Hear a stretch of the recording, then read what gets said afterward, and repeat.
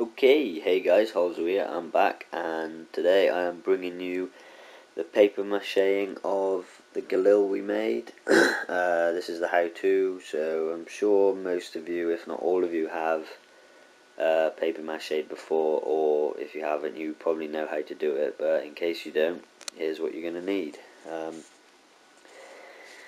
You need some plain flour, some water, a jug or other mixing bowl, a fork to mix it with, or a whisk or something else, a pair of scissors, 7 sheets of your personal custom or whatever camo you choose or design, your Galil, and a big piece of card that will fit your Galil on, or newspaper to stop making a mess on the floor or wherever you're doing it.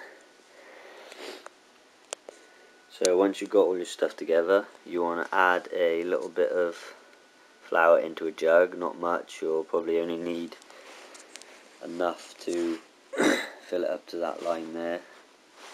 Then keep adding little bits of water until your mixture, I don't know if you can see that, gets to about that thickness. And then once you've done that, you want to get your 7 sheets of camo. Make sure you ask before you print these out, because it does use a lot of ink. And you see the white lines around the outside, you want to cut those off every sheet so that doesn't ruin your design, so I'm going to do that now. Okay, so as you can see, I've cut around the edges. There's no white on here, so it's just camo. Once you've done that, you want to lay out your cardboard on the floor or newspaper with your Galil on and your jug of your mixture. Get your camo and you want to start ripping it up. Now you can rip it up however you want, because the whole idea really of paper mache is for it to be untidy. So however you wish to do it, but I usually rip down here all the way across, and then I rip them strips into 4. So they're sort of like mini squares, but they're unneat. So I'll do that now.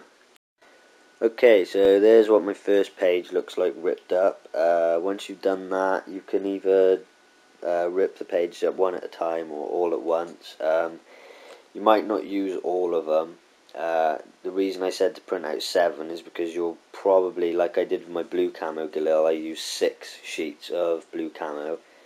For this I printed out 7 of red because I got 1 spare then if something goes wrong, or if I overlap by a little bit too much or something like that. So rip them all up or do them one at a time and use that up, or whatever, however way you want to do it. Basically get your piece of paper, your camo design, stick it in the jug, make sure you push it down so it gets completely, the bottom gets completely covered. Try and get as little as you can on the actual design, because you don't want to screw your design up. And then you might want to wear gloves to do this. I don't really care, but it's up to you. Just put it on like that, and then get your next piece. I usually just scrape it on the side of the jug because you don't want too much mixture on there. Just overlap it by a little bit, and then you just want to do that for the whole gun really, but only do one side. Then you want to really leave it overnight so it dries properly, and do the other side. Also, when you do the magazine, well, before you paper mache really, you want to take the mag out so you don't accidentally paper mache that on there, because then you won't be able to remove it.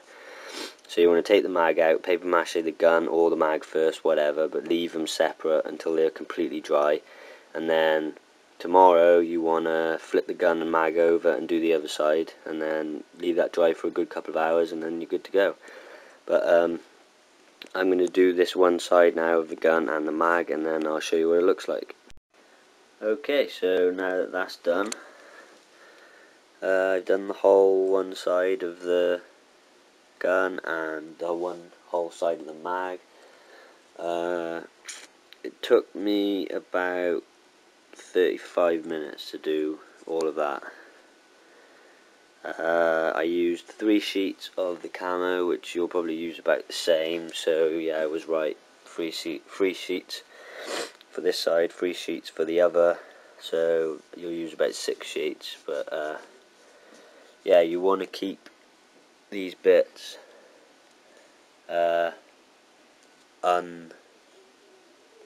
paper mache. You don't want to do them because you want those black, like you want to colour them in black or paint them, whatever. I think it looks better.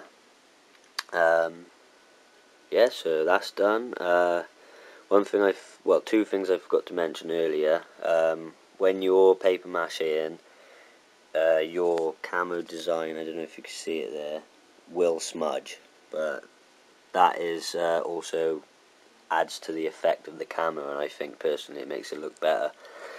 And the second thing I forgot to mention earlier, if you already don't know, is that paper macheing makes it a hell of a lot stronger as well, because when that shit dries it goes rock hard. So also to do with that, you want to make sure your barrel is straight, and anything else that could be offline, make sure it's straight. I've propped mine straight with a fork here to let it dry overnight, because once that dries I ain't going to be able to move it. So yeah, it'll take a good few hours to dry, but really you want to leave it overnight to get the best results and to make sure it's completely dry. So yeah, I'm going to leave this overnight now, and then I'll do the other side. Okay, so I left this to dry overnight now, and as you can see, the colour has faded a little bit in comparison to the original design, but that's just because, well, it's dried really. The moisture would have sucked out some of the ink, which is why it smudges as well. So yeah, that's dry, rock hard. This is what the other side looks like, because you want to wrap around like as much as you can really to cover the cardboard bits like on the edges and shit as well. And I did the barrels all in one because it's easier to just do that. So yeah, I've got this side to do now, so I'll do that, and then I'll show you what it looks like. Oh yeah, also, don't use the same mixture as you did the previous night, because it goes manky, it separates, and all up the sides of the jugs you'll have flaky dried up bits, which won't help at all. So when you do your first side and you leave it overnight, be sure to chuck away your mixture straight away, otherwise the jug is also a pain in the ass to clean the next day. And yeah, make a fresh mixture about the same thickness, and then that's you ready to go. So I'm going to tear up my sheets, start on this side, and then I'll show you what it looks like. Okay, so that's it, completely finished. Just wait for the camera to focus. There we go. It's completely paper mache'd. In the end, I only actually used about 5 sheets, I think, because I have one left there, and then there's one like ripped up spare. Yeah, I just propped the barrel up on a box because my stock was a bit bent, so I sort of moulded it straight by propping it up, and then when it dries by tomorrow it will be solid and hopefully in the right place. So yeah, also one more thing I forgot to mention earlier, with your magazine, obviously that's the top, the thinnest end, thickest at the bottom. If once you've paper mache'd your first side of it, if it doesn't fit in the gun or it's really tight, like too tight, like well mine was, all you have to do is just, like, I can't pick it up now because it's still wet with the stuff, but literally just squeeze the card tight together, and then as soon as you've done that, just put 2 strips of paper mache over that, and then when it dries it will be hopefully in the right place and the right size. So yeah, I'm doing this, it's now 6:45 at night, so So I'm going to leave this dry overnight, but if you're doing this like midday or before midday, then just leave it until it's dry to the touch and you can draw your detail on then. But I'm going to leave this overnight again just to make sure it dries properly, and then I'll draw the detail on and I'll show you what that looks like. Okay, so I've left it to dry overnight again. So that's all the paper mache complete. As you can see, the whole gun is done now in red camo. So what we need to do now is draw the detail on. You want to also colour in these bits, both sides of your sight or whatever. That part, your piece here, your trigger, both sides, your cylinder. Also with your sight, what I think I might do as well, if you get like a little tin of enamel paint, whatever colour you want. I got red. I'm going to put like a little red dot on it so it looks like a bit more legit. So yeah, to draw the detail I am going to use my original Galil I did to just copy it basically, which is going to be pretty simple for me, but for you guys it might be a bit more difficult. So what you can do is either get a picture up of the Galil on the internet and draw the detail on however you want, because there is many different variations of the gun, or you can just copy what I've done. So I'll keep it here so you can see this bit. If you want to do this bit first, just pause this screen and then draw it or whatever. So I'll leave it here for like 5 seconds, give you a chance to pause it. Then this part,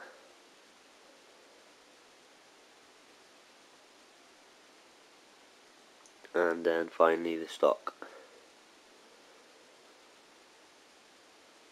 Now I've just done the same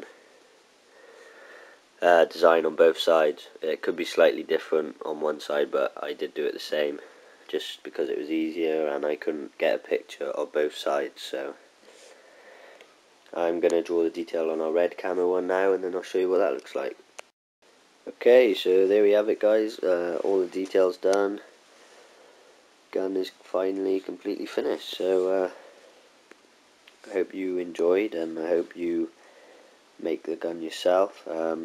Yeah, I just used permanent marker to do the detail, but you could use paint if you wanted to.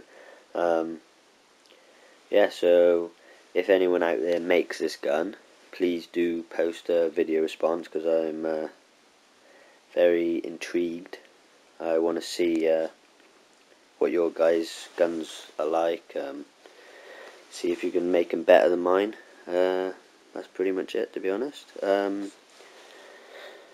Don't forget to rate, comment, subscribe, and I will see you in the next video. Oh yeah, also my next gun project is going to be the M27 off, like the one off Black Ops 2. So that should hopefully be posted by next week.